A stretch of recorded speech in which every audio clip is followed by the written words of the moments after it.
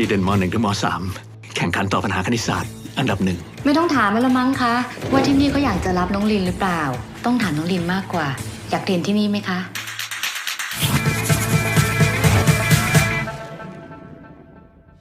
เราบ้างเราจะจ่ายให้แกวิชาละ 3,000 มีเพื่อนเราอีก 5 คน ซึ่งเทอมหนึ่งมันมี 13 วิชา 234,000 Halo Movie Lovers, balik lagi di channel saya Lena Gaol.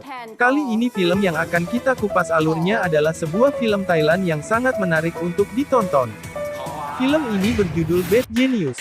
Untuk mempersingkat waktu, yuk langsung kita lihat alurnya. Kisah bermula saat seorang gadis bersama ayahnya sedang mendaftar di sekolah yang baru. Gadis tersebut bernama Rinrada Lintep atau biasa dipanggil Lin, ia adalah gadis yang sangat cerdas. Karena kecerdasannya inilah sang ayah memindahkan Lin ke sekolah baru agar Lin mendapat peluang untuk bersekolah ke luar negeri. Berkat kecepatan berpikir Lin, kepala sekolah yang kagum melihat Lin akhirnya memberikan Lin beasiswa, sehingga Lin tidak perlu membayar di sekolah barunya. Memulai sekolah di kelas 10, Lin bertemu Grace, gadis kaya yang ramah namun mempunyai kesulitan dalam belajar.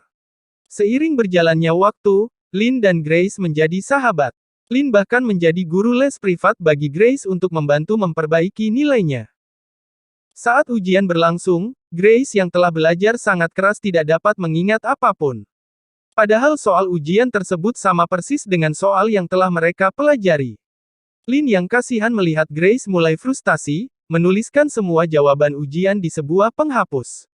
Saat akan memberikan jawaban adalah saat yang paling mendebarkan, karena Lin harus terus mengawasi sang guru yang mondar-mandir mengawasi ujian. Grace senang bukan main melihat nilai yang diperolehnya setelah ujian. Ia pun mengajak Lin untuk merayakannya. Grace mengajak Lin berenang di hotel milik keluarga kekasihnya Pat. Pat yang mengetahui bahwa Lin memberikan jawaban pada Grace saat ujian membujuk Lin untuk membantunya dan teman-temannya juga. Lin yang awalnya menolak permintaan Pat mulai ragu saat Pat menawarkan sejumlah uang untuk bantuannya di setiap mata pelajaran yang ujian. Keuntungan yang besar menggoyahkan Lin. Beberapa hari kemudian, Lin menyuruh Grace, Pat dan teman-temannya datang ke rumahnya untuk les piano. Namun bukan les yang sesungguhnya, karena Lin menyuruh Pat dan kawan-kawan untuk mengingat setiap gerakan jari Lin di piano. Setiap gerakan diawali dengan jari yang berbeda yang menandakan kode untuk masing-masing jawaban. Ujian pun berlangsung, Lin mulai menggerakkan jemarinya sesuai urutan jawaban. Grace, Pat dan teman-temannya merasa senang mendapat jawaban dan nilai bagus saat ujian. Mereka pun membayar upah Lin sesuai perjanjian. Lin semakin terkenal di kalangan teman-temannya, semua ingin ikut bergabung dengan les piano Lin agar mendapat nilai bagus. Seiring berjalannya waktu, Lin terpilih sebagai salah satu siswa teladan di sekolahnya. Siswa lain yang terpilih sebagai siswa teladan adalah Beng. Beng merupakan anak jenius sama seperti Lin. Suatu hari saat di kelas 11, Lin dan Beng mewakili sekolahnya mengikuti kompetisi anak jenius. Penampilan Beng memukau semua orang dengan daya ingatnya yang detail dalam menjawab pertanyaan pembawa acara. Bahkan kepala sekolah memuji Beng dan kemampuan luar biasa yang dimilikinya. Kepala sekolah kemudian memberitahukan kepada Lin dan Beng, bahwa Duta Besar Singapura akan memberikan beasiswa bagi murid berprestasi untuk sekolah ke luar negeri, namun kuotanya hanya tersedia untuk 1 orang. Lin dan Beng pun siap-siap bersaing mendapatkannya. Suatu hari di saat ujian semester, Tong teman sekelas Beng memohon padanya untuk memberikan contekan, namun dengan tegas Beng menolaknya. Saat ujian Beng memperhatikan Tong dan gerak-geriknya. Beng yang telah menyelesaikan ujiannya sengaja menjatuhkan kertasnya di dekat Lin. Beng mencoba memberitahu Lin bahwa Tong yang duduk di sebelahnya sedang mencontek Lin. Lin pun berterima kasih pada Beng. Waktu ujian yang tersisa beberapa menit lagi membuat Lin bekerja ekstra, karena soal ujian terbagi atas 2 set. Untuk menyelesaikan tanggung jawabnya Lin pun mengerjakan kedua soal ujian tersebut dan memberikan jawaban kepada teman-temannya secara bergantian. Menit-menit berakhirnya ujian berhasil dilalui Lin dengan sempurna. Semua yang mengandalkan Lin pun merasa lega berhasil melalui ujian dengan baik. Lin dan Tong dipanggil ke kantor kepala sekolah karena aduan Beng. Meski guru pengawas mengatakan soal ujian ada 2 set sehingga tidak mungkin untuk mencontek, namun kepala sekolah yang teliti menemukan soal yang tidak seharusnya di kertas ujian Lin. Ayah Lin pun dipanggil ke sekolah. Lin diancam akan dikeluarkan dari sekolah jika tidak memberitahu alasan mengapa ia membantu temannya. Beng yang tidak menyukai kecurangan mengatakan bahwa Tong membayar Lin untuk bisa melewati ujian. Kepala sekolah yang kecewa terhadap Lin mengatakan bahwa Lin didiskualifikasi dari program beasiswa Dubes Singapura. Beasiswa akan diberikan pada Beng. Beng yang sedari awal tak bermaksud menjatuhkan Lin merasa bersalah pada Lin. Beberapa waktu berlalu, Grace menemui Lin dan memberitahu Lin bahwa orang tua Pat yang otoriter meminta dirinya untuk ikut belajar di Boston, Amerika Serikat bersama Pat. Seluruh biaya akan ditanggung oleh orang tua Pat. Namun Grace harus mengikuti ujian seleksi penerimaan masuk Universitas Amerika yang biasa disebut STIC. Grace harus berhasil dalam ujian tersebut agar bisa diterima di Universitas Boston. Grace dan Pat berharap Lin akan membantunya. Pat bahkan akan membayar Lin sebesar 247 juta jika Lin setuju. Saat turun ke lobi hotel, Lin memperhatikan deretan jam dinding yang terpasang di dinding hotel. Masing-masing jam menunjukkan waktu yang berbeda-beda sesuai zona negaranya. Lin pun berhenti saat melihat jam yang menunjukkan waktu di Sydney, Australia. Lin yang akhirnya setuju membantu Grace dan Pat menceritakan rencananya. Australia yang waktunya 4 jam lebih awal dari Thailand akan mengadakan ujian terlebih dahulu, jadi untuk bisa mendapatkan jawaban ujian, Lin akan mengikuti ujian di Sydney, Australia. Namun untuk menjawab dan menghafal 100 jawaban, waktu ujian yang disediakan tidak akan cukup. Paling banyak Lin hanya bisa menghafal setengahnya. Karena itu ia membutuhkan bantuan orang yang juga mempunyai daya ingat super.